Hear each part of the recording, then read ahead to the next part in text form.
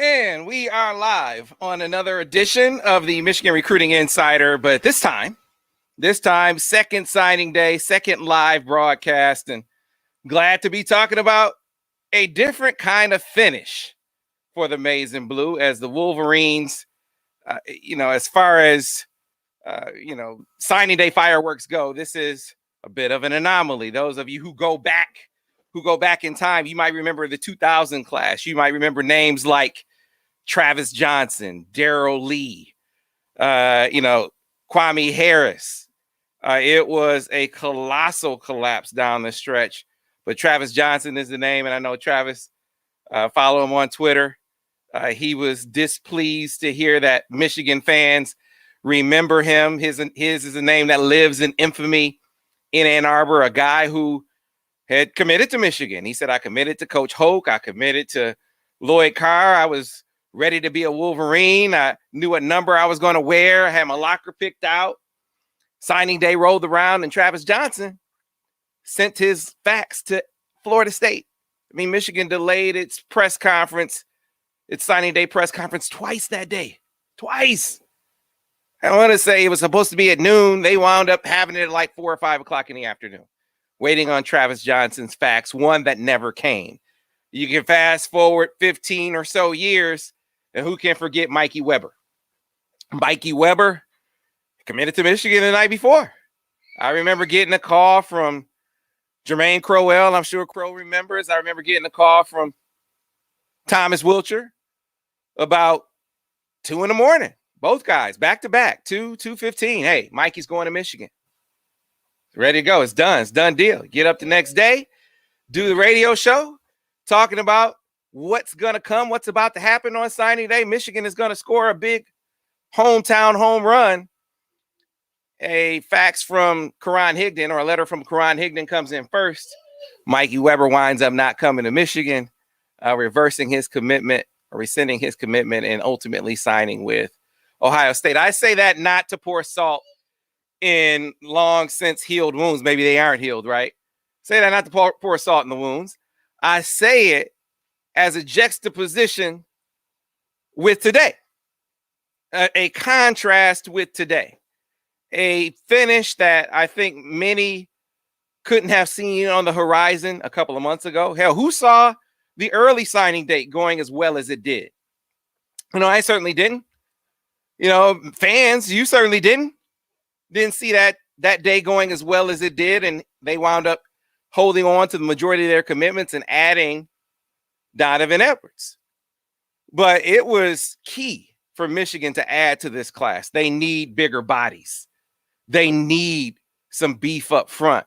Gone are the days where they recruit the 240, 250 pounders, bulk them up, and have them be their defensive line. That's not to say that won't happen, but it will no longer be the rule. It will be the exception. Joining me to talk about that and Michigan's finish, of course, my esteemed colleagues from over at the Michigan Insider. Let's add Bryce Marich in first. Bryce, how you doing? Bryce has to turn on his mic. I can't hear you. Bryce, you should be able to hear me now. Can you hear me now, Bryce? Turn on your mic. Get your microphone, Bryce. I can hear you. All right, we're going to add Steve into the mix now. Let's add Steve to the mix. Steve Lorenz, you there? Yeah, I'm here. All right, we got Steve Lorenz. We'll get Bryce here. All right. I just went like that. There you go, Bryce. Whatever. I'm going to make it work like that. Whatever, it's fine. Hey, so we were having sort of a retrospective, a bad one at that, in talking about how Michigan had, up until recently, fireworks on signing day weren't the good kind.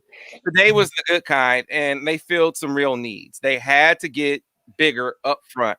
They had to add some size on the defensive line.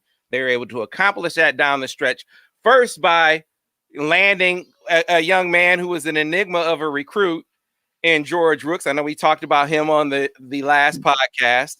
But then today, some outcomes that we knew were coming, is in the case of Ike Iwana, the young man from down in Texas, formerly committed to Colorado. He actually committed to Michigan last Friday. I don't know if you guys follow us on the board to know that. And then with Rayshawn Benny, I actually got the call yesterday morning around 10:30 that he was coming to Michigan. They had, if you watched our early signing day show, we spoke at length about Rayshawn Benny and Michigan still being in the mix, but there were some things left to be determined. Most notably, would Shaun Nua be retained? He was Bryce, and that wound up being the single biggest factor in the landing of all three of these guys. Wait, you said Shaun Nua can recruit? Are we sure? Are we positive? I just gotta double check because I was told he can't recruit. So I don't know why he's still on staff. No, I hear all these narratives. He needs a helping hand, and he doesn't know what he's doing, and does he even know what a 300-pounder even looks like? And it's just like he flipped two kids, and he also got a kid that was on the fence at times, looking like he'd go to either Boston College or Penn State. So, for whatever people think of him, he flat out changed the narrative. Simple as that. In 2 weeks, he showed us, in my opinion, he's probably one of the better recruiters on staff. On this staff, and Steve, this is important to note. And that's kind of like everyone now, right? I mean, you used to say that, and it stood out. Now I feel like on this staff, for all the question marks that there are about the youth and inexperience, one question I actually absolutely do not have is about the recruiting prowess of this staff collectively. I think they have the majority of the members of this staff, I think, will go down as strong recruiters, Steve.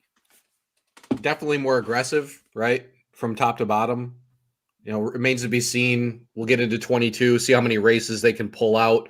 Play on the field will help determine that as well. I mean, you could be the best recruiter in the world. You still got to win some football games.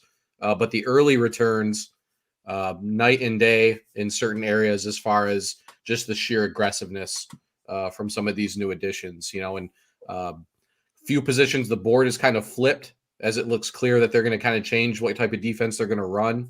I think we look at linebackers a spot. We're going to see a whole new group of guys that they really go after. But that's kind of the theme so far, is they're really going after a lot of different guys, and they're making, it pretty clear that, the way I said it is, I think we're going to see Michigan earn more wins on the recruiting trail. There aren't going to be so many, I don't know how we would say it, slam dunk recruitments, I guess, for Michigan that maybe they could have waited on or gone in a different direction for a little while longer to see where it goes with elite guy instead. So I think we'll see a little bit more of that going forward. And but no, aggressiveness seems to be the name of the game. I know George Hilo was kind of a big question mark. Nobody really knew a lot about him. Reviews so far seem really positive as far as what he's been bringing on the trail. Same with Mike McDonald, coming from the NFL. Didn't know a lot about him recruiting wise. We assumed because he's a young, energetic guy. But it sounds like, the returns have been really good there so far as well. Yeah, absolutely. I think that stamina is how I describe it. Dropping in on a recruitment and staying on it, even when it doesn't look like the returns are, the return is likely, that you are in great shape. You got to build yourself in a great shape. I think that is going to be the approach. But dealing first with the immediate, the immediate aftermath of signing today, talking about these lands. George Rooks was a guy who for a time was trending to Boston College, who for a time was trending to Penn State. And I think in retrospect, that all had to do with the uncertainty about Shaun Nua.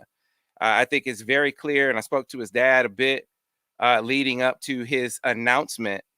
And I just get the feeling from talking to people who have covered that recruit, talking to Brian Doan, for instance, talking to people in and around and close to the class, that, the thought that Shaun Nua wouldn't be here was really the limiting factor for Michigan. And when it became clear that he was going to be here, all right, well, hey, they were already, comfortable with the school, the balance of academics and athletics from his sister being a student athlete here on the women's basketball team, and then the scheme, the schematic fit. And we just got a question, as we're streaming live also on Facebook Live, on YouTube and Twitter.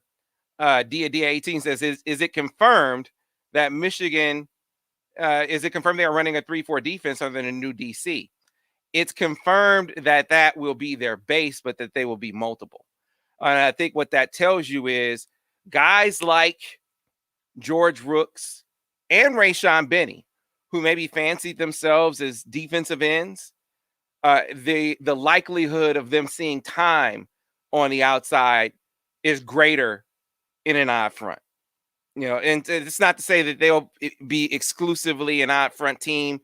I think you'll see both guys when they're an even front, maybe kick inside and be a 3 tech, but there will be that versatility for them in this scheme now, but their base is set to be a 3-4. But moving over into Ike Iwana, Bryce, I think it was you. I don't know if it was you or Steve who was the first to reveal that Michigan was on it, but that was an example of working quickly, which you had to see. Could you drop in on a recruitment? Yeah, I know it's Colorado, and if it's it's easy to get a flip from Colorado. This was a kid who had established a relationship with that school. His recruitment was done. Could you drop in quickly and turn it around? And Bryce, he was able to do that. Yeah, I mean, when you look at Shaun, a lot of the narratives was, he gets the easy recruits. Braden McGregor, that was a layup. He was going to go to Michigan. Quinn Somerville, he had a prior relationship. But this is, like you said, Sam, this is, a week or two before signing day. He's already committed. He doesn't do social media. He doesn't want to deal with recruiting process. And Shaun, throughout that offer, started up, the Zoom calls, started connecting with the family, with everyone in his circle, got Mike McDonald, involved, got Jim Harbaugh involved. And, at the end of the day, he just really liked the academics. He liked the football. He liked the scheme. But he just felt like the fit and just the coaches he's coming into was just perfect for him. So for him to go down to Texas, where he has zero ties, really, to pick up a kid who's 6'4", I heard he's around 290, does the triple jump. So athletically, he's a freak. And he's like a, athletic ball, clay. You can mold to whatever you want. And he's a guy where you can take your time, kind of develop him. And if not, throw him out there. Obviously they didn't have much luck with some of the guys that were going, this previous season. But at the end of the day, it's simple. They just needed bodies. And he's a big body. And he checks every box you're looking for. Yeah, and then you move over to Rayshawn, and to your point about Ike Iwana. So, well, geez, Bryce, you just made the guy sound like he's a 5-star. No, he's raw. I mean, everyone talks about him being young in his football development. So this isn't a guy that you get and he comes in and he's an instant impact guy. At least they don't expect that to be. I mean, hell, we said it about Kwity Paye, right? So I guess anything is possible where, maybe a guy just comes in and his physical and mental sort of maturation is faster than you expect. But Kwity was young in his football development. I will say this, though, Sam. I will say this. Out of all the 3 linemen they got today, I feel like he's got the highest ceiling and biggest potential. And you look at Kwity Paye, that was a perfect example. That class, he came in with all those top defensive ends. Who was the best of the bunch? Oh yeah, So I could see Ike be the same thing. Yeah, I remember. Look, if you recall, I was at that Under Armour All-American game where Kwity was a fan vote. He wasn't selected for that game. You fans got together and said, hey, they said we want to see what fan base can vote a guy in, and the fans voted Kwity in. And we got down there. You know who was the standout for Michigan? It was Luigi Villain. Luigi Villain was supposed to be the defensive end that came in and killed it, was more ready to go, was more physically ready for the college game. And Kwity just came in and, like you said, he was a freak. He impressed everybody. His football IQ was higher than expected. He just really picked it up quicker mentally and physically than you thought. So look, I'm not saying that to suggest that the timeline will be the same for Ike Iwana. It's very likely that it won't be the same. But I think your point, and it's a point that I agree with, is this is an upside kid. This is a guy that you recruit and you figure a couple years down the line, now he's a contributor, and maybe on the back end of his career, maybe possibly a major contributor if everything goes well. But Michigan wasn't and isn't in the position where they can turn down bigger bodies, Steve. And this is a kid 6'4", 290 pounds coming in the door, which is far different than the 240 pounders. And we're going to build him up to 290. This is 290, and we're going to build him up to 315, 320. That's what Michigan is saying with a guy like Ike Iwana. That's what they might be saying with a guy like Rayshawn Benny, who, Steve, I'm sure you remember, we sat here, we talked about it on the early signing date, and we said, look, Michigan is in play for Rayshawn Benny. And people kept saying, oh, he said he's going to sign. Don't worry about it. He's going to sign late. He's still solidly committed to Michigan. And you might remember the conversation that we had, Steve. Well, if he's solid, why not sign in the early period? That he didn't sign was a telling moment in his recruitment. And I think that's that's obviously more evident now. That's kind of a weird recruitment because it kind of feels like you could, looking back now, could make the argument that Michigan State may have led for just a few weeks, but they did get his commitment after the game. Because he had already been planning to commit at that time. Seemed like it was a last-minute type deal, but then there was always that lingering uncertainty, illustrated obviously by him delaying it, which, that's what we've always said. If you don't sign in the early signing period, you're questionable at best. Guys who are fully committed to their program don't sign late and think things over. They're definitely thinking about something else, or they have somebody else on their mind, or they're waiting for somebody else if they don't sign in the early signing. I mean, you talk about kids who've been recruited for 2.5, 3 years at this point. There's no reason for them not to sign to a program unless they're fully committed at that point. So, yeah, and to go back to Ike, he kind of strikes me as the type of kid that would be a 4-star if he lived in Indiana or Illinois. You know what I mean? That's what I think. That's the biggest thing about him.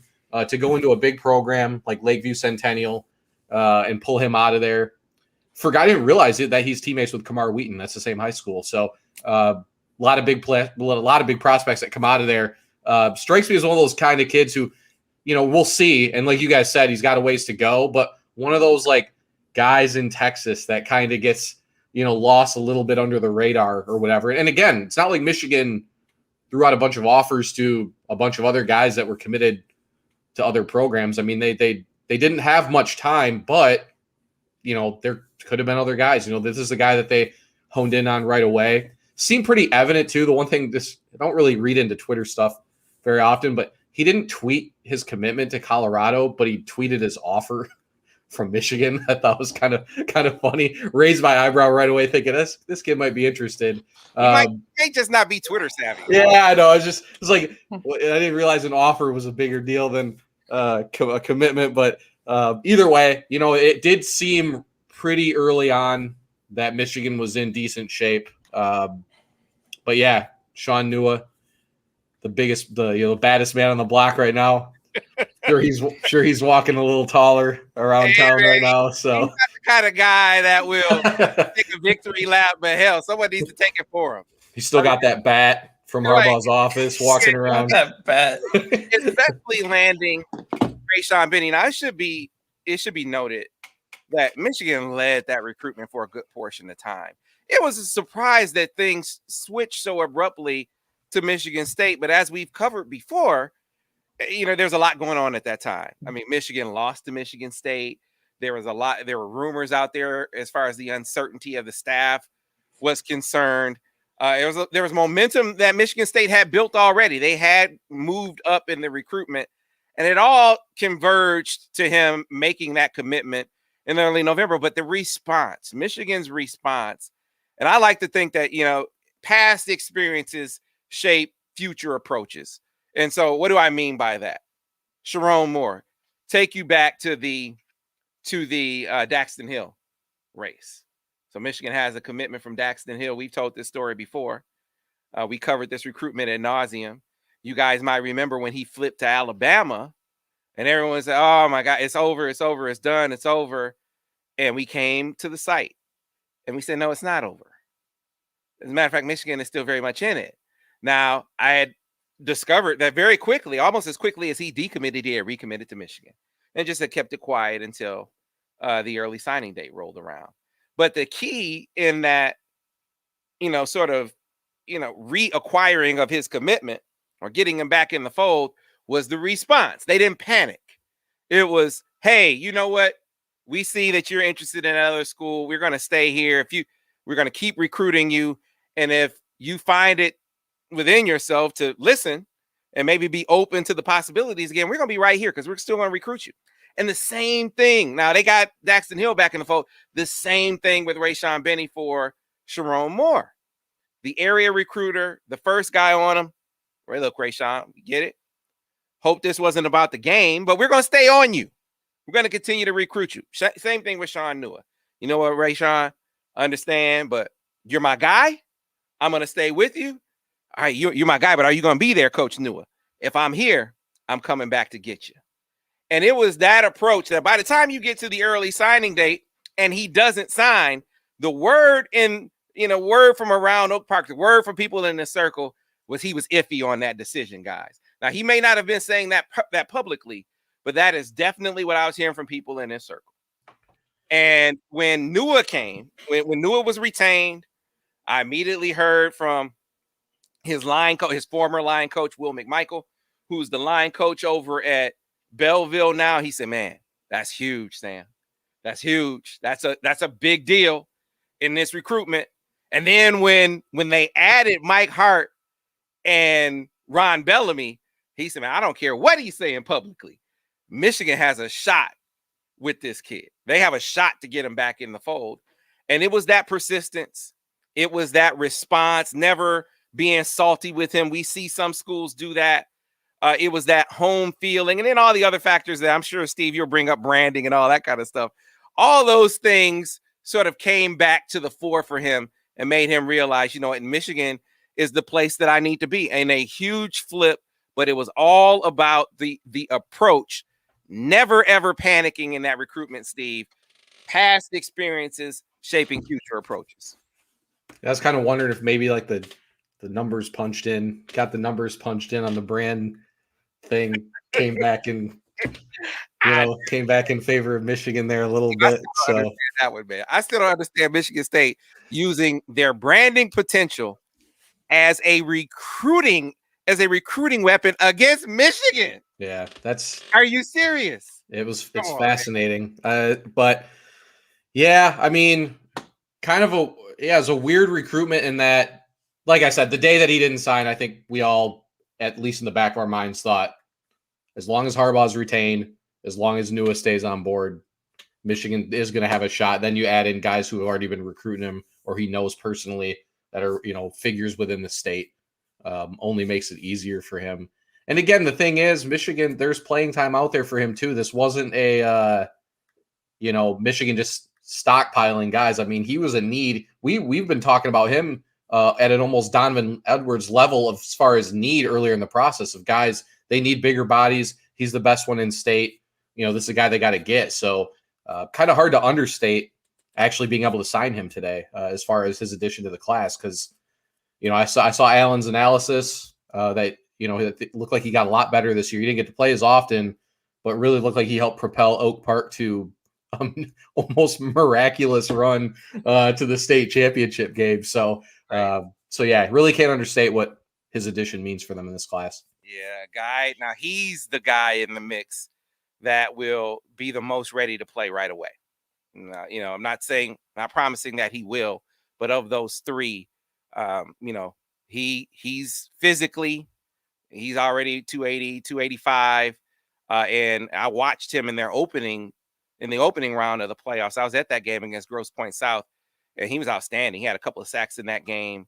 Was a real presence in the backfield, and wasn't Will Johnson was not close to 100% in that game. So it should be noted that he was on a bum leg. He might have been 50% in that contest, and that had a real effect on that contest. But I remember watching, like, man, that is Rayshawn Benny. It looks like he's going to be a guy that is ready to go, more ready to go than maybe people anticipated when they were projecting him more as an offensive lineman than defensive lineman. But let's turn the page, guys, and start looking forward. Now, Michigan top 10 finish in 2021. We are touting what kind of recruiting staff this is going to be. That is clearly going to be more evident moving forward, much more evident than we could see in a couple of week period. We're already seeing it with the aggressiveness as far as offers are concerned. We already are seeing it with how persistent, how aggressive they've been with Will Johnson out the gate, realizing that he was kind of leaning to Ohio State. He's acknowledged that, Bryce, and now he's pumped the brakes on that, and it's been based on the hires and the effort that those hires have put in here for the University of Michigan. So when we went to that Sound Mind, Sound Body camp, I want to say a couple weeks ago, and I talked to him in person, I asked him about his decision. He said, I want to make it fairly soon. And I was like, all right. And so I was like, with Michigan, they don't have position coach for you right now. They don't have, and he's like, yeah, I know. He's threw out a couple names to me. He's like, I've been hearing Archie Collins and Clanksdale, all these guys. And he's like, I'm hoping they get one of these guys or whatever. I'm like, all right. So then they get Maurice Linguist, guy from Texas, AM, Dallas Cowboys. And you would think, zero ties. All of a sudden, one of the first calls he makes is to Will Johnson and lets him know, listen, you are a priority. And smart of him, he gets Jordan Lewis, one of his players on that call, which you reported on. Which you can do. Look, prior relationship between Jordan Lewis and Will Johnson. They know one another going back from the Sound Mind, Sound Body days. So that linking up was actually a really, really sage and smart move. It's a good assist. Right. And that's what makes him a good recruiter. This is just showing what he already knows and what he's tapping into. And so, obviously with Will, he's a top priority. But I mean, he was offering kids, and he wasn't officially even announced. I mean, he was offering kids left and right down to Texas. And now he's got a couple kids in the mix. One is Bobby Taylor. It's a 4-star corner out of Katy, Texas. And Michigan's in his top 3, I want to say, with Texas A&M and Alabama. And so he was going to commit February 24th. He wasn't sure. I think he still is going to commit. But Michigan's making a strong push, I heard. And it's all because of Linguist. And, he told me, he said, listen, Coach Mo, he knows the work magic. He knows what to say. And it's funny because some of these stories I've written about, some of these kids who I've talked with, they're like, listen, just that first conversation I've had with him just makes me instantly want to go play for Michigan. Mm-hmm. It's just like that. He just knows how to sell, ice to Eskimo. He's just that good of a salesman, and he just knows what he's doing. You look at his Texas A&M recruiting class in 2019. I think you report on it as well, Sam. That was a stacked class, and then, obviously he's got the ties. But I think what separates him from me early on is just he can go out of his territories and out of the place he's comfortable with and show he can get on a kid and instantly make an impact like Will Johnson. So Michigan, I like Ohio State still there, but I think Michigan's making a good push, and I think they might be actually trending at this point. Yeah, I don't like Ohio State there anymore. I think Michigan has taken a lead, maybe a slight one, but a lead. And Will, and I said this on the previous podcast because we got a question from Dependent Fanatic. He said, what happened with Will and the crystal balls? Was the cornerback coaching change? He actually told me that was not the issue. He said that, frankly, it helps Michigan in his eyes that there is, and this isn't a slight to Zordich, who developed a lot of guys, as much as it is, he had just felt like he started to feel like the direction that they were going with the same staff wasn't going to be any better. And I think that really started to take hold after that Wisconsin game, which they were like, okay, fine. They lost to Wisconsin when we were all here. But when things just seemed to get worse and, they just couldn't find any rudder after that, when all the uncertainty about the coaching staff and just really feeling like this wasn't going to improve, that's when his eyes really started opening to other possibilities that he did legitimately like Ohio State. I mean, he really likes Ohio State, really likes Kerry Coombs. But, having Dad around, Dad still waving the flag for Michigan, not pushing him there, but waving the flag and saying, look, Will, we need to at least wait to see what happens at Michigan, who they hire. It might be someone you really vibe with, really connect with. It wasn't someone he knew, but it was someone that was vouched for by someone he knew. And then, Steve, you throw into the equation, that Michigan adds a Ron Bellamy. And so I think when we talk about the improved recruiting, let's start from an in-state perspective and work out. Michigan, and case in point, look at this year. All right, so Michigan State doesn't have a single player in the top 10 now. That Michigan swiped Rayshawn Benny away. And it really looks like they're getting boxed out in the next year as well. And I don't think it's going to get any easier for them, whether we're talking about Will Johnson, talking about Josh Burnham, talking about a guy that I think they're in good shape with. And they are to a certain extent with Tayshaun Trent. But I think Michigan is looking even better with all those guys now. Yeah, and then, of course, Dylan Tatum. We'll see where that one goes as well, right? But, no, it's funny. Miles Rouser, that seems like there's been more contact there. We'll see if that's like a real thing still or if that goes back to where it was before. But either way, I mean, I think those are the top five prospects in the state right there, right? And the ones that Michigan really appears to be heavy after as well, and so seeing that Bellamy immediately makes an impact in the recruitment like Tayshaun Trent, one that we never maybe would have thought right out of the get-go would have such a high impact, makes it clear that he has the potential to really be an in-state force for them on the trail, right? I mean, we knew Dylan Tatum it'd be a situation there. I think you talked to Crowell about him maybe helping them back out at Belleville. But for a guy like Tayshaun Trent on the outside, it's a guy that maybe you wouldn't think there'd be much of a connection there, but it's clear that there is. And I think we've said, I do really feel, I think Tayshaun Trent underrated. I think he'll go up as the process continues. Really high ceiling type prospects. So, but no, clear as day. It's already, like I said, I think we said when Bellamy was hired, he had Mike Hart's got experience in state. Sharon Moore's already built a reputation there. Josh Gaddis as well.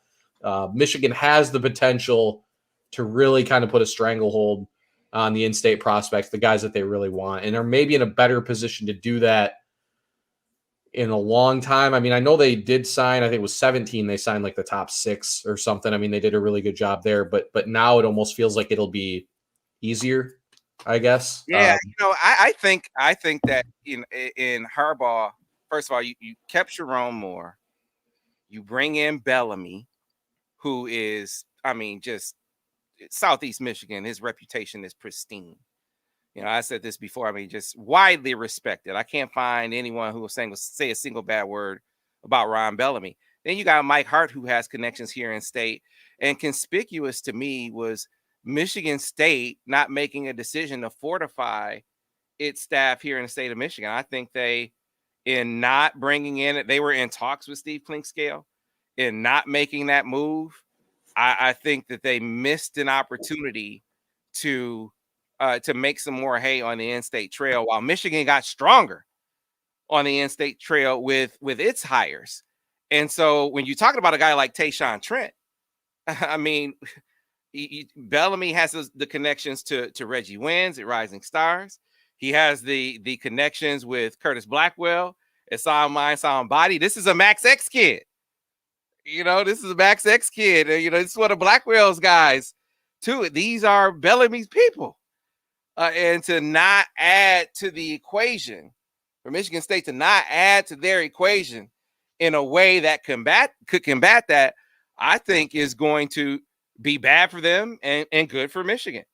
And so we'll see. I mean, the proof will ultimately be in the pudding, but Tayshaun Trent, we mentioned him because I think he's a guy that immediately moves up the priority list. I mean, if there's a guy in the state of Michigan who the recruiting intensity will be tangibly different with, or is tangibly different with, Tayshaun Trent out of East Point High School, 6'3", 6'4", 210-pound wide receiver.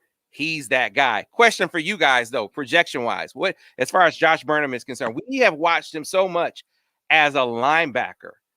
If you watch his film, Steven, I know you watch a lot of film, like most of his plays are on offense.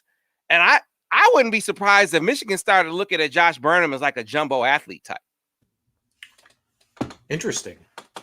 He's got, because he has some Sam Hubbard like build to me, but he's fast as heck for his size. I mean, he played quarterback this year, right? I mean, Right. yeah, I mean, he's got the ability, and that guys like that, we talked about that with Dylan Tatum. Guys like that are invaluable. If you do have a guy that you think you can get that can play either side of the ball, you can take him, tell one side of the ball, well, we got him committed at tight end. Tell the others, so Burnham is a fascinating dude. I do think Michigan is still in really good shape there. I think Dad wanted to wait and see what was going to happen, but that's everybody was in that position, though. I mean, and that's fair. He's still been hearing from some big time schools, though. I don't know if Clemson's still sniffing around or not, but they were. Right. Yeah, I know they haven't offered, but Clemson doesn't offer many guys to begin with. Just to hear from them is pretty indicative of how high of a prospect this is. How great he is. I know Alabama was still sniffing around Ohio State, so definitely a guy where it's like, that's one you'd kind of want to get in the boat as quickly as you could, right, so that these schools will stop. Yeah, it's a great point, Stephen. The reason why I mentioned that is because I think Michigan just wants Josh Burnham. Like I think whenever you change defense or you change schemes, you worry about, hey, is this guy gonna like this new scheme? Is he gonna feel the fit is the same? And I think the message with Josh Burnham is, look, we want you, and we'll figure out. I mean, look, whether it's whether it's inside linebacker, outside linebacker, maybe it's tight. We just want you, and we will figure out the position, whatever you like. And I'm not saying that he is sent the message that there's something that he doesn't like in the transition. I'm just saying one of the things that we were waiting to see with, like, Dylan Tatum, for instance. Bryce, we talked about this. Dylan Tatum, he mentioned, hey, I haven't heard from the new staff yet, right? You remember that, Bryce? I haven't heard from the new staff yet. I think that was about seeing where he fit. Does he fit more in their new scheme at corner? Does he fit more at safety?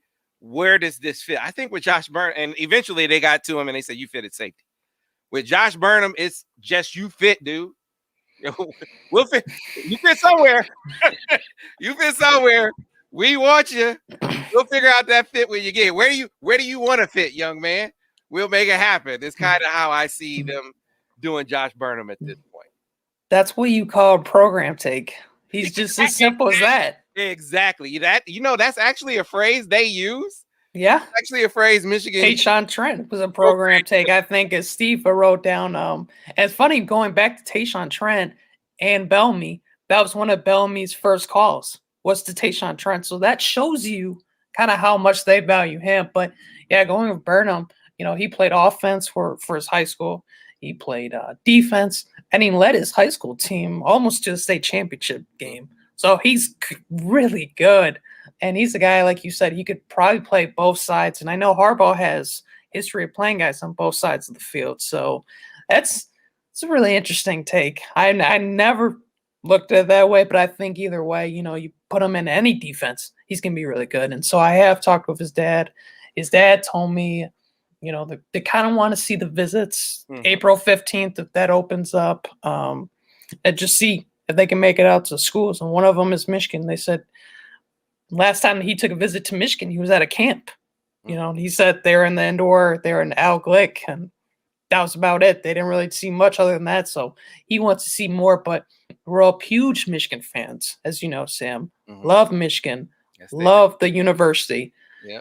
But I think they just want to take another visit, check everything out, make sure it's perfect, and from there, check out a couple more schools and see how it goes. But yeah, a lot of big schools after him. Alabama, Notre Dame, Ohio State, Clemson sniffing around. So he's a top kid, but I still think Michigan looks really good. And Mike McDonald has been in contact with him as well.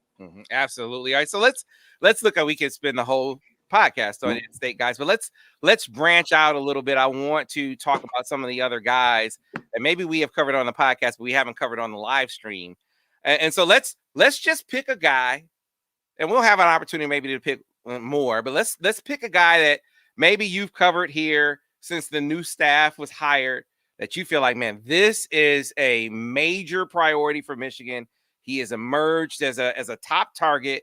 And I think I know where you're going to. Let's start with you, Bryce. I think I know where you're going to go. You're going to go with a guy whose last name is Pollard. Yeah, Pretty good guess. Pretty good. Michael Pollard, from Jacksonville, Florida, Bartram Trails High School. Ironically, when I went to go down to see him in person, that was not the kid I was going to go see. It's Brandon Jennings from Sandalwood, a one-time Michigan commit who flipped to Maryland. And so when I watched that game down in Jacksonville, Florida, the best linebacker on the field happened to be this kid named Michael Pollard. 6'3", 200 pounds, can run sideline to sideline. He can stand up. He can kind of put his hand on the ground, but he's preferably stand up. And he's just a freak. And so afterwards, I'm like, I got to talk to this kid. I got to see, who he's got offers from, what he thinks about Michigan. So, he mentioned a couple lower level offers. And then I said, what do you think about Michigan? He said, oh, I love Michigan. I was like, well, why? Well, my uncle played it for Michigan. I was like, okay, who's your uncle? He's like, I don't know if you know him, Braylon Edwards. I'm like, that's a decent uncle. So he's very familiar, with Michigan. He knows the history. He knows everything about it. He's got family, up here in the Great Lakes state. So, but he recently had a Zoom call and a virtual tour with, I want to say, the whole defensive staff, and they made it pretty clear they want him here. For them, he told me that they like him at the buck position, which is new terminology we haven't heard in this new defense. You're talking about 3-4.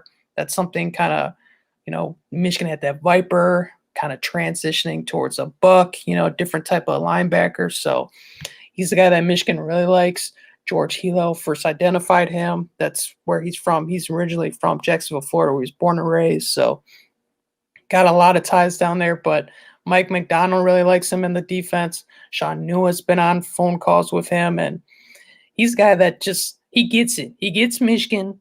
He grew up with Mason Blue in his, blood, and at the same time, he wants to take a visit and see more, but he's blown up. He just got, I would say, South Carolina. He got a couple more offers, so he's a kid quickly on the rise. He's unranked right now. I know a lot of people love their rankings, so he's not going to impress you if you look him up, but you look at his film, he's a kid that jumps off for sure. So he's a guy definitely to watch, and he's going to be a top target in this cycle.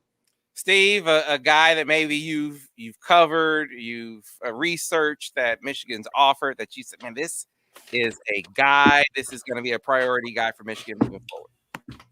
So I think Mike Hart, the only new staff member involved. Otherwise, it's still Shaun Nua and Josh Gaddis. But one guy that it looks like that they're totally turning the heat up on is Keontae Goodwin, the 4-star offensive lineman I think he's out of Indiana now. I think he was from Kentucky.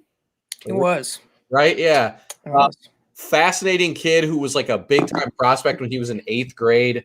And then I think got into was in really, really bad shape, but has worked his way back and is now just on the cusp of being a top 100 prospect. It feels like Michigan's been in contact with him 4 or 5 times in the last week, with more Gaddis and I believe Mike Hart also. And Harbaugh. Yep, all of them being involved there. So kind of a guy where it's a guy that was not a priority when Ed Warner was manning the offensive line. I don't feel like there was much contact there. If there was, it was lost on us.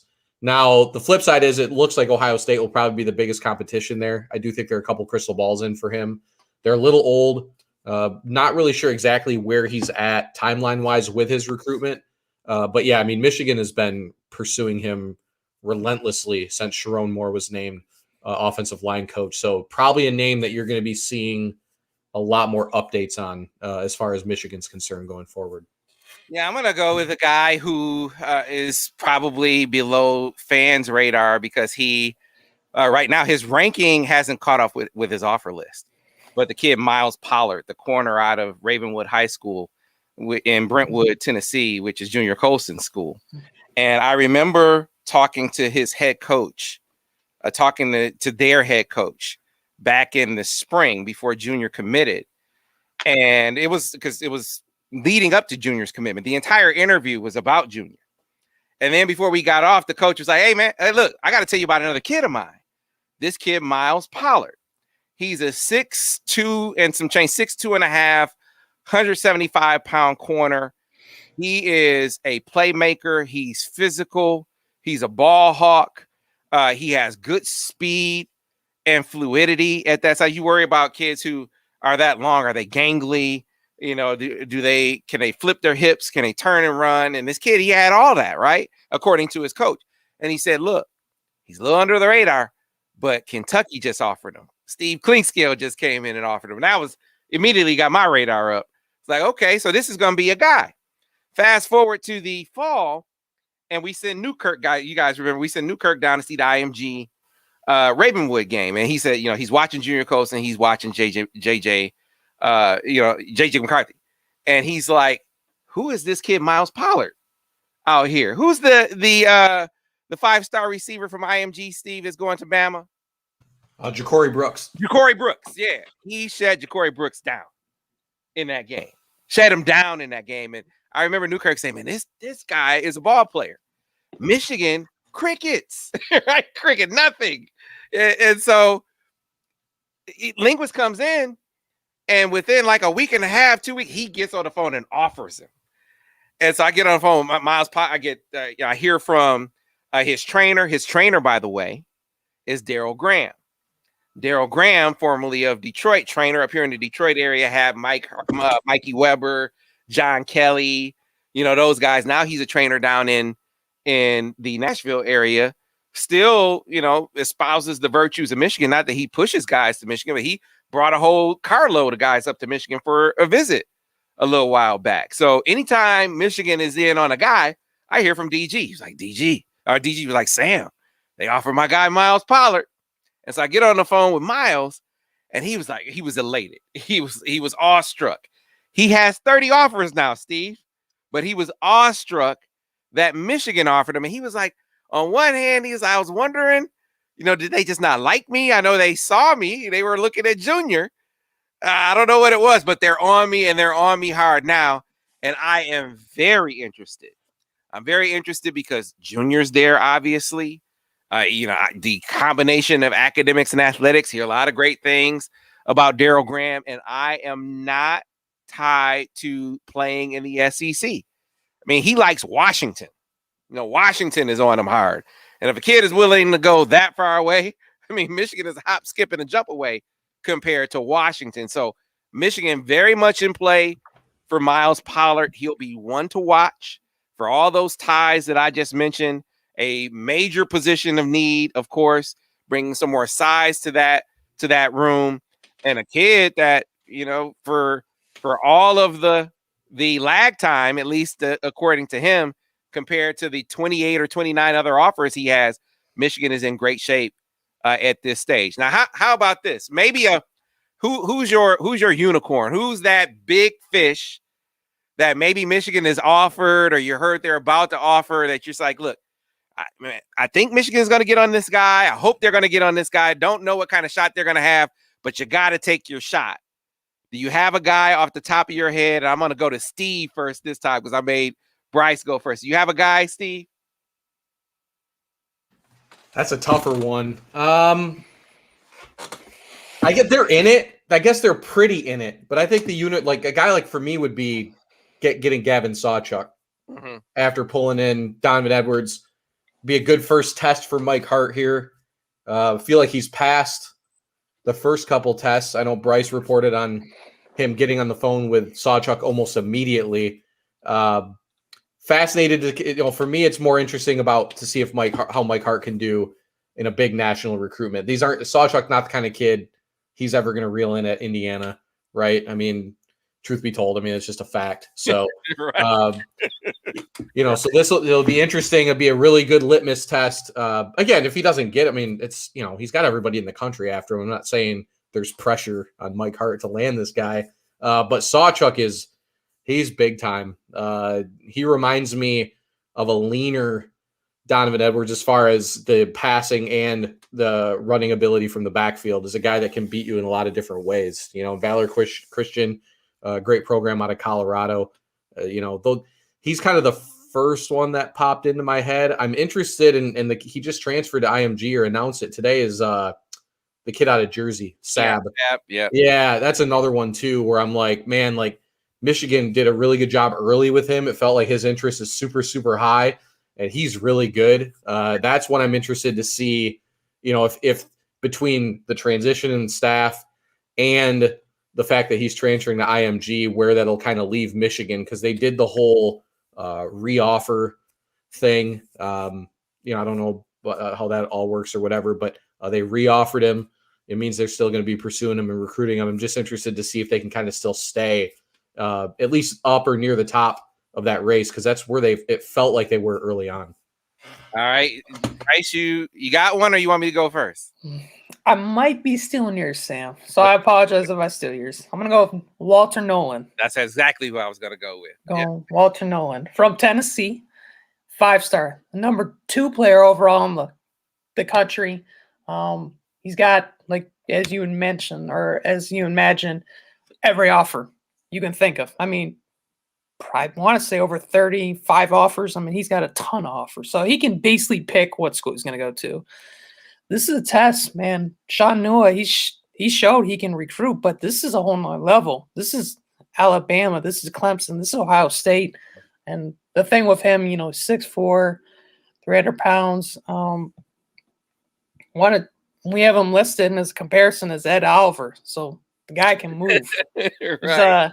The guys, that's a pretty good comparison. He can move, but he's got family in Michigan. That's the tie Michigans have. So let's see where Michigan can use that and hopefully take it from there. I know Michigan's made contact. This is the type of thing Steve talked about, this type of thing you've talked about, Sam, of this is a steep uphill recruitment. So does Michigan bow out early, or are they going to go into it, fierce? And Michigan's going to go all for this kid. Yeah, look, you're exactly right. You know me well, Bryce Marriage. Walter Nolan is absolutely my unicorn. He is, and I pulled up his ranking. He's the number 3 player in the country, according to 24/7 Sports. Number 2 player in the country, according to the Composite. The number 1 defensive tackle in the country, both by 24/7 Sports and by the Composite. 6'4", 300 pounds. He has everyone.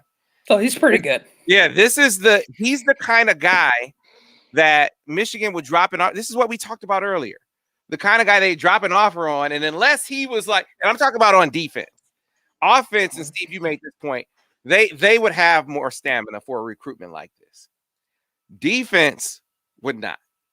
So this is the kind of kid that they dropped an offer on him, and he wasn't responsive. And Walter Nolan isn't, at least at this stage of his recruitment, isn't a very responsive guy. Not just to Michigan, but to everyone. Like, he just, he's not talking a whole lot to coaches. And so it'd be very easy to take that as, he's not very interested. And I can already see signs of the difference with Michigan because he wasn't very responsive and they kept it up. And there are more ties than that. So obviously Nua is working hard to get in there. Michigan, a former player, lives in the area. You remember Jeremy Lesueur? Jeremy Lesueur, that's where he lives down there. He has ties in the school. Has offered up, has offered up insight and intel. Has been on the phone with Michigan about him. You know who Jeremy Lesueur's former teammate is? Ron Bellamy.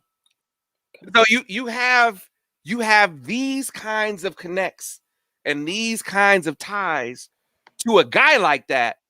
You run the race. You might wind up, like you're running on a treadmill. You ain't go anywhere, but you gotta run it just in case. Because if you get a guy like this, and you have the tools in place to really give you an idea of where you stand. This is what's so valuable to me about connections and relationships is, do you have an accurate accounting of where you stand?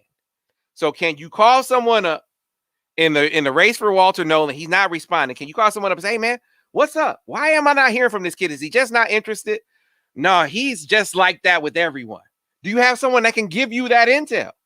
Michigan has that with this guy. I think they have that with the recruiters they have on staff now. I think they have that in a lot of places, which is why you need to have stamina in recruitments like this.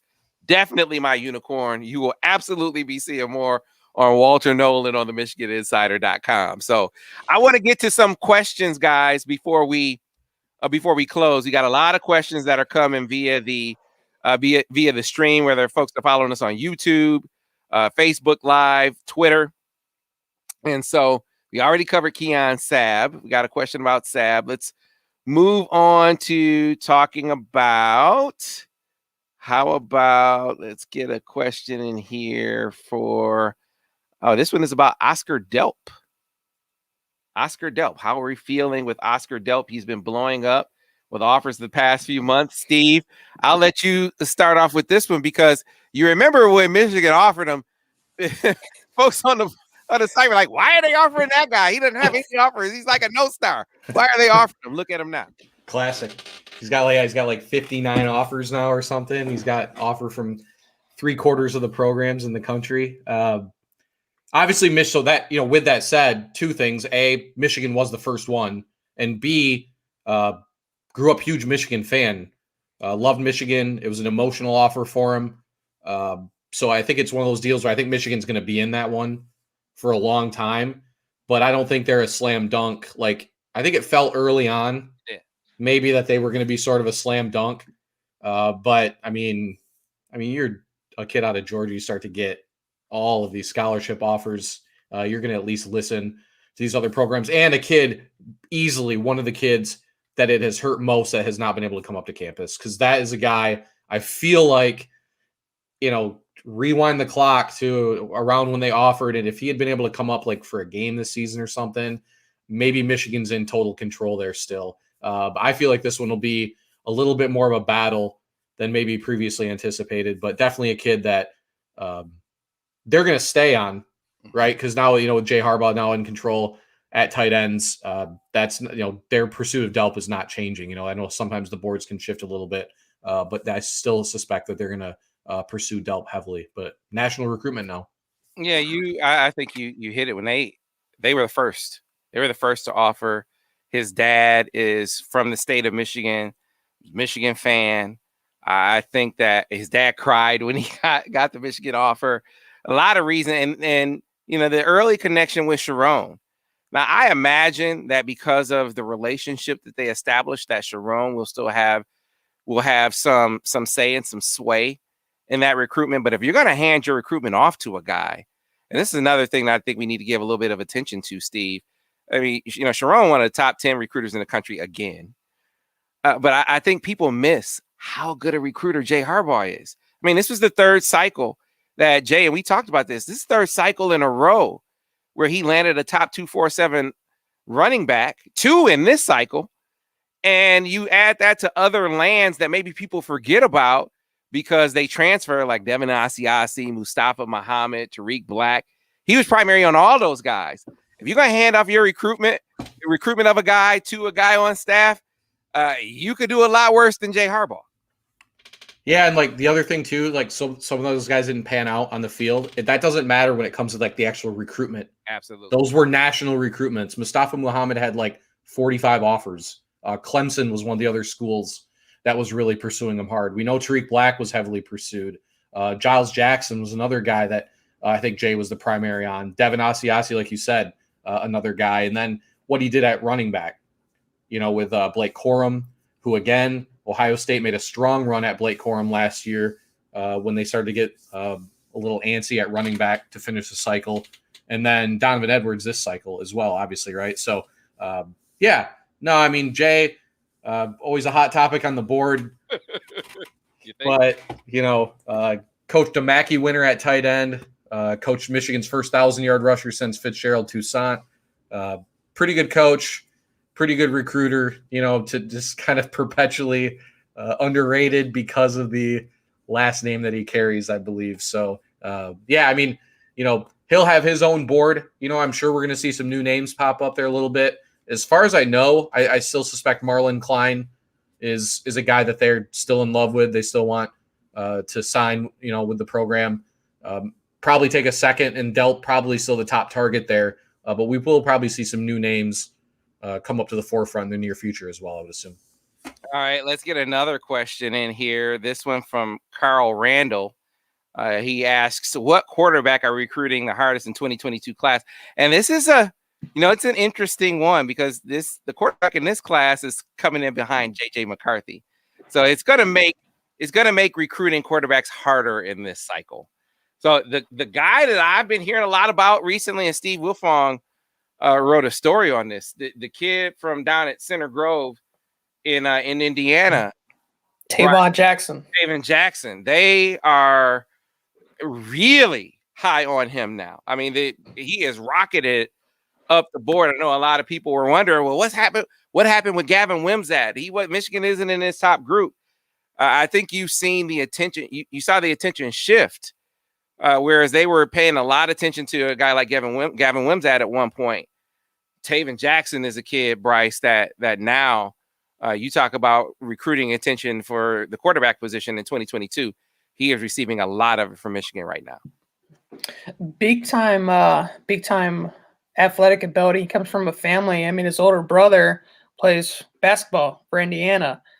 So he's got great ties, great athletic ties, good genes. And he's a kid who comes from school Michigan's familiar with. They're recruiting Caden Curry, who's a top defensive tackle. So Michigan's very familiar with the program. He's a kid that they just think he's got a hose. He can throw it anywhere and everywhere. He can run the ball, which they like in this offense. But it's interesting because with some of the recruiting or quarterback recruiting, they just offered 2 new quarterbacks. Another from Ohio, and Drew Aller. It's a big time, more pro style, pocket passer. He's 6'5", but he can move too. And then they just offered, let's see what his name was, Cade Klubnik. And so, interesting enough about him, he played in a state championship against Quinn Ewers, who's the Ohio State 5-star commit, and beat him.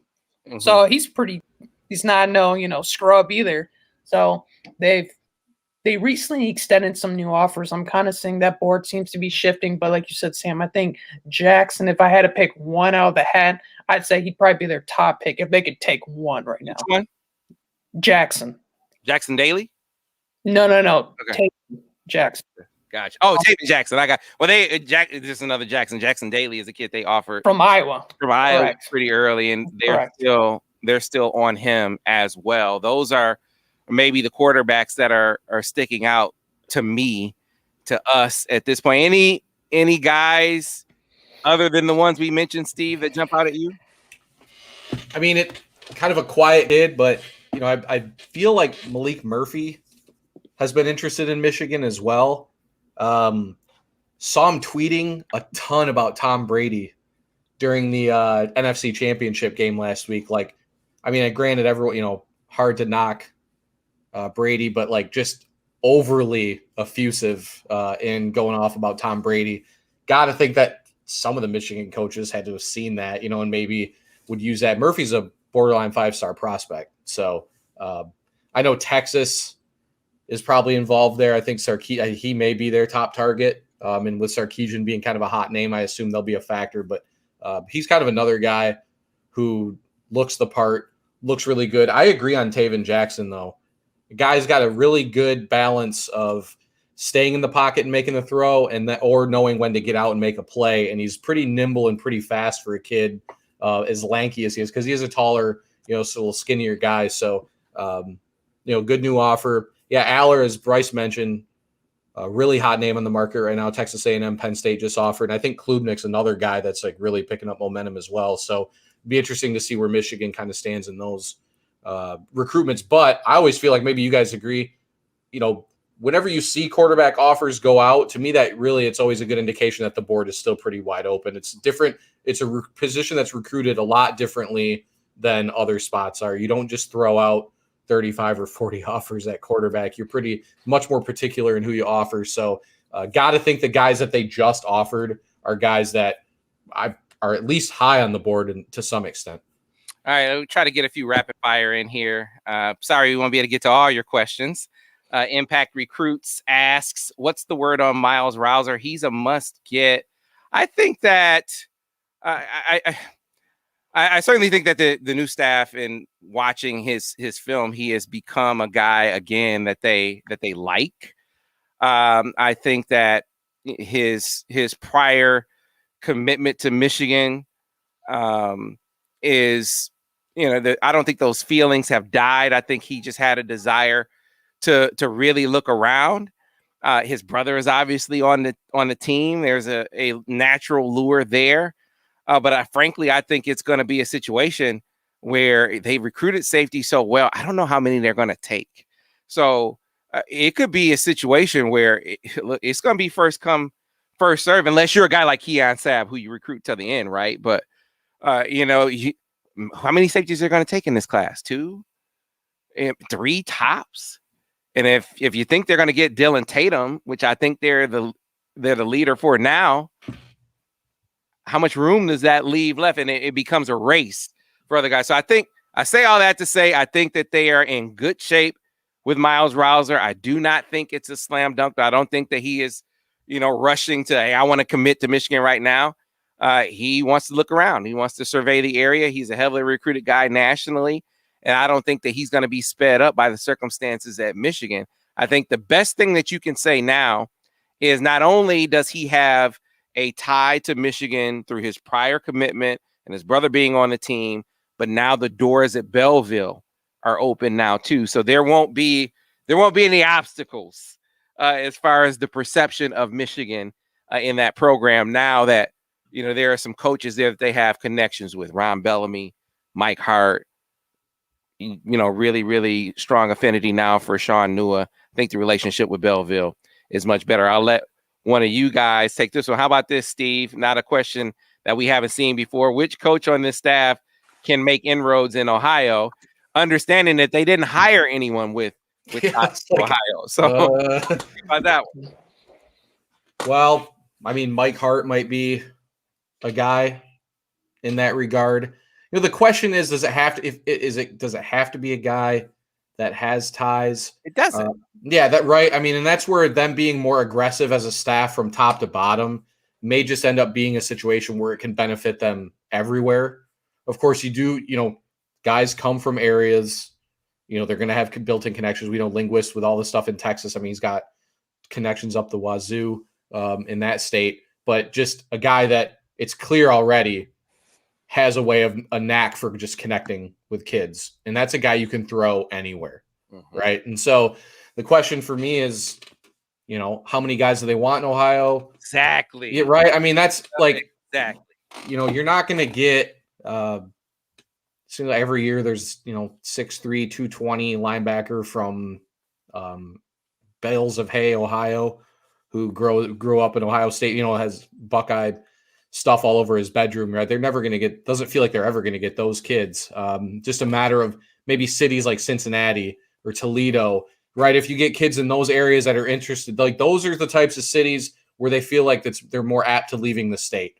The closer you get to Columbus, it's more difficult, right? So, Steve, you are so on point.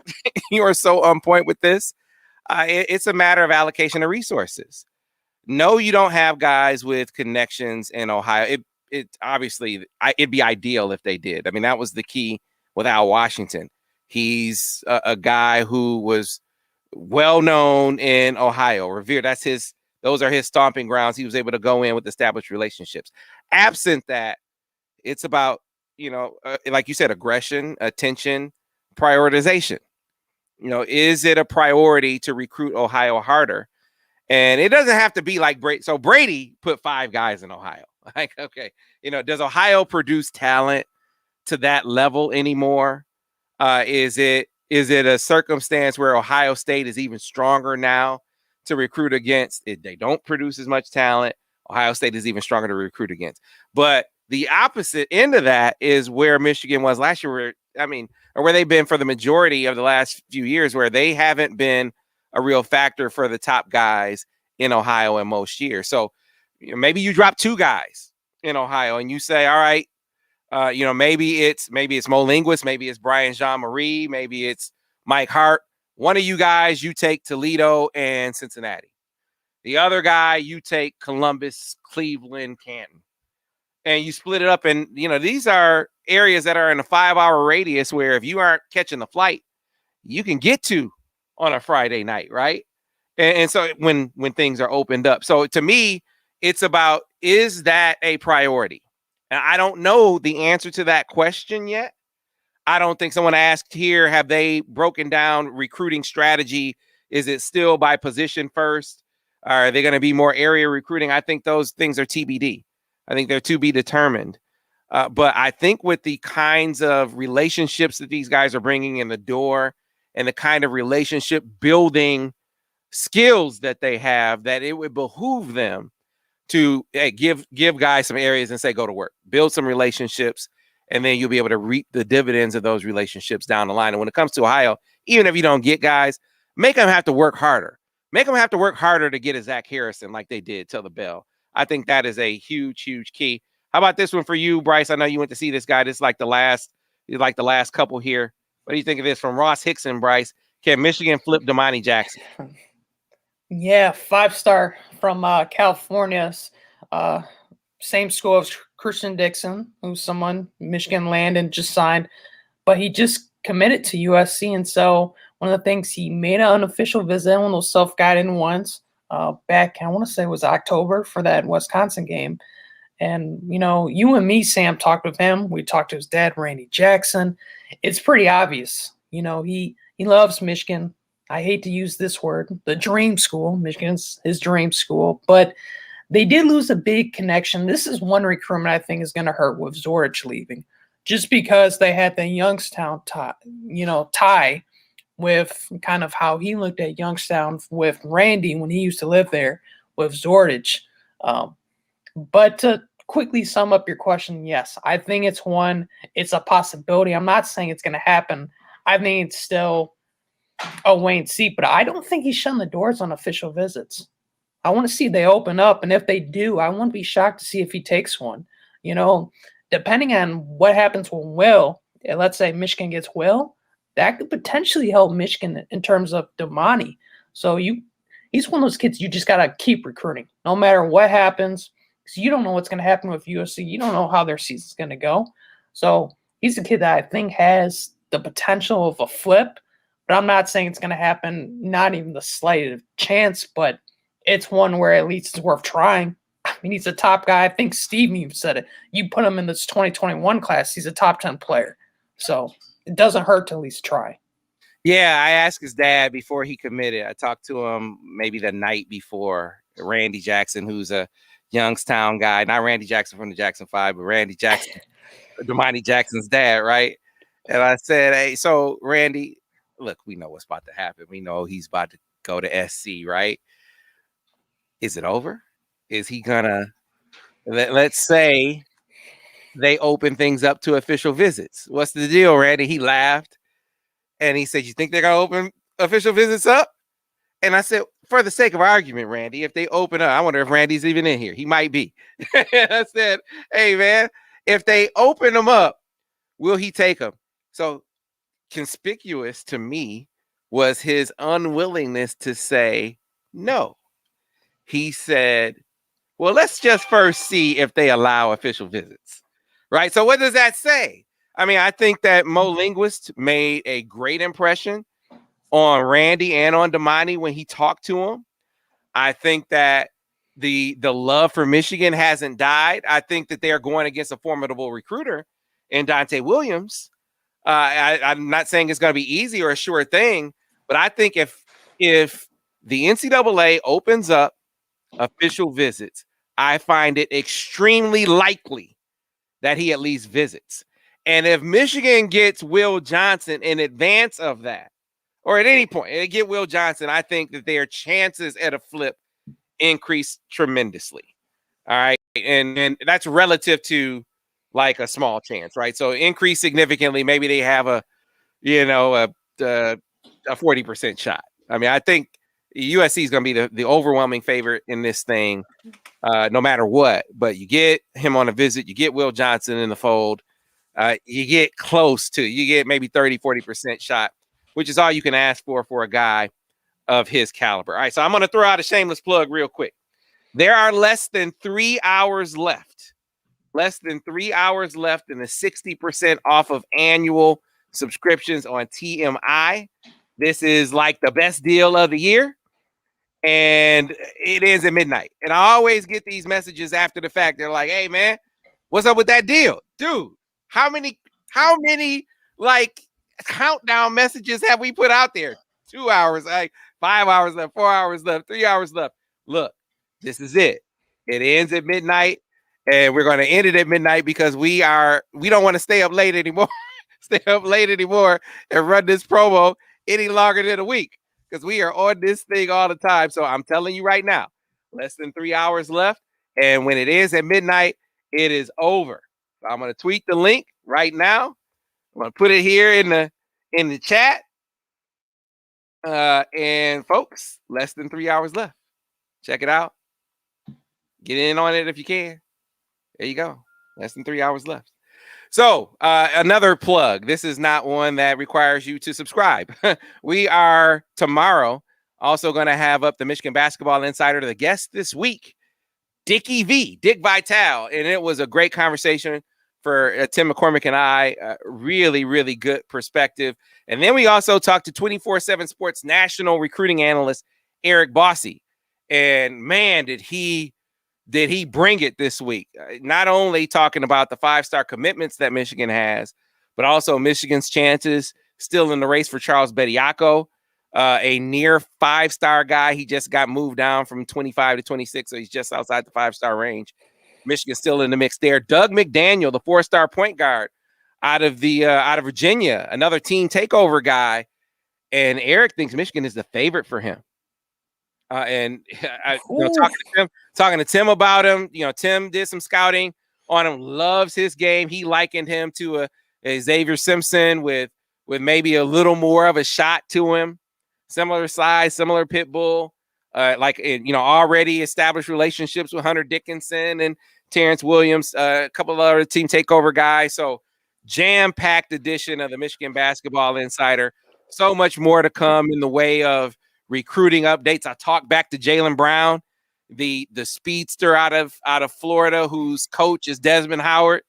We got a lot coming over on TMI. So if you aren't a member, time to get signed up. Be on the lookout for the podcast. And I know we don't do these live versions all the time. You can always catch this podcast on a weekly basis just by coming on the site or just wherever you get your podcast, Google, Stitcher, Spotify, iTunes, you name it. Just search Michigan Insider Podcast. Up they'll come. Go ahead and take a listen. Tell your friends all about us. Appreciate your time, folks. We'll see you over on the MichiganInsider.com. The rest of you who listen to me in the morning, see you on the morning show over on the Michigan Insider. See you next week here on the Michigan Recruiting Insider.